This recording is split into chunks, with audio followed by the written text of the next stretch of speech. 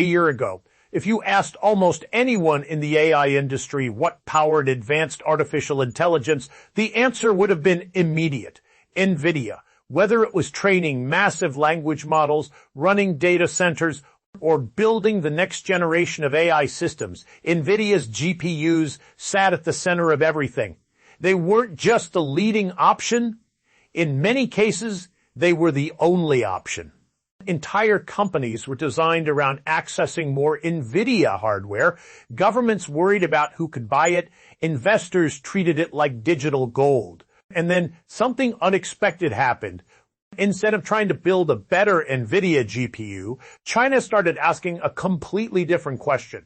What if the future of AI wasn't about having the best GPU at all? What if the real advantage came from redesigning the entire system around a different idea, a different architecture, a different software stack, a different way of moving data? Today, that question has turned into something very real because a new generation of Chinese AI infrastructure is beginning to deliver results without relying on Nvidia's ecosystem in the way the industry assumed was necessary. And whether you're impressed, skeptical, or somewhere in between, one thing is becoming difficult to ignore. The conversation is no longer about catching Nvidia. It's about whether the rules that made Nvidia dominant are starting to change. Let's get into it. For most of the last decade, the global AI industry operated under a remarkably simple assumption. If you wanted to build powerful artificial intelligence, you needed Nvidia. Not because Nvidia had better marketing, not because it had the best stock performance, but because Nvidia had quietly become the foundation underneath modern AI itself. The company's GPUs weren't just chips anymore. They had evolved into an entire ecosystem. Hardware, software, networking, developer tools, optimization frameworks, training libraries, and years of accumulated engineering expertise all worked together to create a moat so wide that many experts believed it might never be crossed. To understand why the latest developments out of China are attracting so much attention, you first need to understand how Nvidia built that position in the first place. Most people think Nvidia won because it built faster processors. That's only partially true. The real genius was that Nvidia realized early that AI wasn't simply a hardware problem. It was a software problem, a systems problem, a developer problem. Long before generative AI became a household term, Nvidia invested heavily in CUDA, a software platform that allowed researchers and engineers to write applications specifically optimized for Nvidia hardware. Year after year, developers built tools around CUDA. Universities taught CUDA. Research papers depended on CUDA. Startups launched products on CUDA. By the time ChatGPT exploded into public consciousness, Nvidia wasn't just selling chips. It was selling the language that modern AI spoke. And that created an extraordinary advantage. If you were training a cutting-edge AI model using Nvidia hardware, often felt less like a choice and more like a requirement. The best frameworks worked there. The largest communities existed there. The fastest support networks existed there. Every improvement reinforced every other improvement. The ecosystem became stronger simply because more people were using. That's one of the most powerful dynamics in technology. Once enough people gather around a platform, leaving becomes incredibly difficult. Then came the restrictions. Over the past several years, access to advanced AI hardware became increasingly entangled with geopolitics. Export controls tightened. Access to the newest GPUs became more complicated. Companies that once assumed they could simply purchase more Nvidia hardware suddenly faced uncertainty, and uncertainty creates a powerful incentive. It forces people to explore alternatives they might otherwise ignore. And what's fascinating is that China didn't initially respond by trying to build a perfect Nvidia clone. That would have been the obvious approach. It also would have been the hardest. Competing directly against a company that spent nearly 2 decades building a software ecosystem is incredibly difficult. Even if you somehow match the hardware, you still need developers, you still need tools. You still need optimization. You still need trust. Instead, Chinese companies began exploring a different path. Rather than asking how to replicate Nvidia exactly, they started asking how much of Nvidia's advantage actually came from the GPU itself. That sounds like a subtle distinction, but it's hugely important. If the answer was almost all of it, then competing would be nearly impossible. But if part of Nvidia's dominance came from assumptions built into the industry's workflow, and then perhaps those assumptions could be challenged, think about it like this. Imagine an entire transportation industry built around one type of engine. For years, everyone assumes the engine is the reason the vehicles are successful. But eventually someone realizes that much of the performance comes from the roads, the logistics systems, the maintenance infrastructure, and the way the vehicles are organized. And suddenly, the problem isn't building a better engine. The problem is redesigning the entire transportation system, and that's increasingly how some Chinese AI developers began approaching the challenge.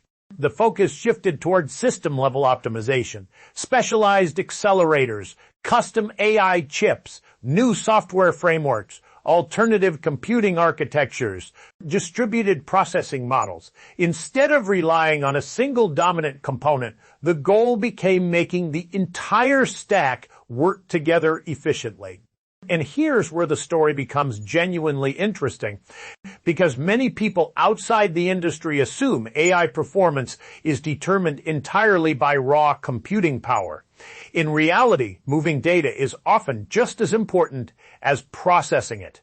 Training modern AI models involves staggering amounts of information flowing between processors, memory systems, storage devices, and networking equipment. Bottlenecks appear everywhere. Sometimes adding more compute doesn't solve the problem, and sometimes it makes the problem worse.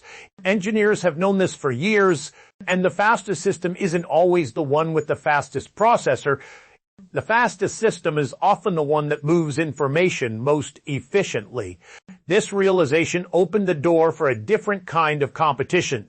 Instead of competing chip versus chip, companies could compete architecture versus architecture, and that is exactly where some of China's newest AI efforts began focusing their energy. One thing I find fascinating about technology races is that they often look completely different from the outside than they do from the inside. Headlines tend to focus on dramatic breakthroughs, bigger numbers, faster chips, new products, but engineers frequently obsess over entirely different things. Latency, bandwidth, efficiency, power consumption, reliability. The details rarely make headlines, yet those details often determine who wins. And if you've made it this far into the video, I'd actually love to hear something from you. When stories like this appear in the news, do you see them primarily as technology stories or as geopolitical stories? Because the more I research this industry, the harder it becomes to separate the two. Let me know what you think. I genuinely read through those perspectives because they're often more thoughtful than people expect. Now, another reason this shift matters is timing. The AI boom has created demand levels that would have seemed absurd just a few years ago. Data centers are expanding at extraordinary speed. Companies are spending billions on AI infrastructure. Governments are treating advanced computing capacity as a strategic resource. In an environment like that, relying on a single supplier becomes risky, regardless of how good that supplier is. That's not a criticism of Nvidia, it's simply a reality of scale. Whenever demand grows faster than supply, alternatives become attractive. Whenever access becomes uncertain, alternatives become attractive. Whenever costs rise, alternatives become attractive. And whenever a market becomes large enough, someone inevitably starts searching for a different way to solve the problem. And that's the environment that gave rise to China's latest AI initiatives. Not an attempt to build an identical version of Nvidia's ecosystem, an attempt to build something that works differently, something that bypasses certain dependencies altogether. Whether that strategy ultimately succeeds remains one of the most important questions in the technology industry right now. Because if powerful AI systems can be built and deployed without relying on the traditional Nvidia-centered model, the implications extend far beyond one company. They could reshape investment decisions, supply chains, research priorities, and even the future direction of AI development itself. And the most surprising part is that the technology making this possible isn't necessarily a breakthrough in raw computing power. It's a breakthrough in how the entire system is organized. And that's where the story gets really interesting. The reason this story is attracting so much attention isn't because China has suddenly built a single miracle chip that outperforms everything Nvidia has ever created. That's not what's happening. The real story is far more important. What's emerging is an entirely different philosophy for building AI infrastructure, one that focuses less on having the world's most powerful individual processor and more on creating a system where every component is optimized to work together. And if that sounds familiar, it's because some of the biggest shifts in computing history followed exactly that pattern. For decades, technology leadership often came from building the fastest component, the fastest CPU, the fastest storage, and the fastest graphics processor. But modern AI has changed the economics of performance. Today's frontier models aren't limited by one piece of hardware. They're limited by the interaction between thousands or even tens of thousands of components operating simultaneously. The challenge is no longer simply computation. The challenge is coordination. Imagine trying to run a massive orchestra with 10,000 musicians.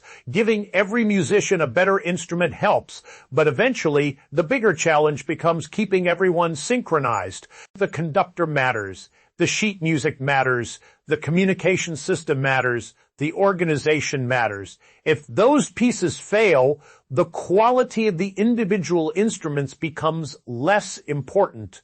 That's increasingly true in AI. The most advanced AI systems now operate across enormous clusters of hardware. Information is constantly moving between processors. Data must be stored, retrieved, distributed, and synchronized. Every inefficiency creates delays. Every delay multiplies across the system. Engineers often describe this as a scaling problem. As AI systems grow larger, the difficulty of coordinating everything grows even faster. This is where many of China's latest AI projects are focusing their effort. Instead of trying to win every benchmark on raw chip performance, they're investing heavily in reducing system bottlenecks, faster interconnects, better workload distribution, more efficient memory architectures. Optimized software frameworks, AI-specific accelerators designed around particular tasks rather than universal computing. And the result is something surprising. In certain workloads, systems built around less powerful hardware can sometimes achieve results that appear disproportionately strong compared to their individual components. Not because the hardware magically became faster, but because the system wastes less time waiting for itself. And that's a subtle distinction, but it's incredibly important. Throughout technology history, some of the biggest breakthroughs came from improving efficiency rather than brute force performance. Sometimes the winner isn't the machine with the biggest engine. It's the machine that uses its engine most effectively. And that's exactly why Nvidia's position, while still extraordinarily strong, is facing a different kind of challenge than many people expected. For years, most analysts assumed competitors would attack Nvidia directly, build faster GPUs, build cheaper GPUs, build GPUs with more memory. Instead, some competitors are increasingly trying to reduce the importance of the GPU itself. That's a very different strategy. If successful, it changes the competitive landscape entirely. Now, before anyone rushes to the comments saying Nvidia is finished, let's be realistic. Nvidia remains one of the most powerful technology companies in the world. Its ecosystem is enormous, its engineering talent is extraordinary, its software advantage remains significant. Millions of developers continue building on its platforms. Some of the most advanced AI systems ever created still relied heavily on Nvidia hardware. That reality hasn't changed, but what has changed is the assumption that there is only one path forward. And once alternatives begin demonstrating real-world results, even if those alternatives aren't perfect, the market starts paying attention. Because technology industries rarely stay static. What looks unbreakable often turns out to be vulnerable in unexpected ways. The biggest weakness of dominant platforms is rarely technological inferiority. It's usually dependency. The larger a platform becomes, the more assumptions get built around it. Those assumptions create strength, but they can also create rigidity. Competitors often succeed not by beating the leader at its own game, but by changing the game entirely. That's why this story matters. Not because Nvidia suddenly stopped being important, not because one announcement changed the balance of power overnight, but because the conversation itself is changing. A few years ago, asking whether advanced AI could be built without heavy dependence on Nvidia would have sounded almost absurd. Today, serious engineers, investors, policymakers, and researchers are actively exploring that possibility. And once a possibility becomes credible, enormous resources start flowing toward it. One thing I always find fascinating is how quickly narratives can flip in technology. A company can spend years building what appears to be an insurmountable lead, only to discover that the next phase of innovation rewards a completely different set of strengths. History is filled with examples. Mainframes gave way to personal computers. Desktop computing gave way to mobile devices. Traditional software gave way to cloud platforms. Every transition looked impossible until it was already happening. That doesn't mean the current transition will play out the same way, but it does remind us that dominance and permanence are not the same thing. If you've enjoyed this deep dive so far, and if you're someone who likes looking beneath headlines rather than just reading them, consider subscribing. Not because subscriptions are numbers on a dashboard, but because these conversations are more interesting when they're shared with people who are genuinely curious about where technology is going. Some of the smartest observations I come across are buried in comments from viewers who see angles I completely missed. And speaking of comments, I want your honest perspective on something. If a company builds the most advanced ecosystem, but another group finds a way around it, who actually wins? The original innovator who created the standard, or the competitor who proves the standard isn't the only path? There isn't an easy answer, but it's exactly the kind of question that shapes entire industries. Here's what I think is the biggest takeaway. The future of AI may be less about individual chips and more about complete systems, less about isolated components and more about integration, less about raw power and more about efficiency, coordination, and architecture. And if that's true, then the companies and countries that succeed won't necessarily be the ones with the single fastest processor. And they'll be the ones that build the smartest overall platform. And that's why China's latest AI efforts deserve attention. Not because they've already won, not because Nvidia has already lost, but because they've demonstrated something many people thought wasn't possible. They've shown that there may be another route forward. Whether that route eventually becomes a highway or remains a side road is still unknown. But the fact that it exists at all changes the conversation. And sometimes changing the conversation is the first sign that an industry is about to change as well. The next few years are going to be fascinating to watch because what we're witnessing isn't simply a competition between companies. It's a competition between ideas, a competition between architectures, a competition between different visions of how artificial intelligence should be built.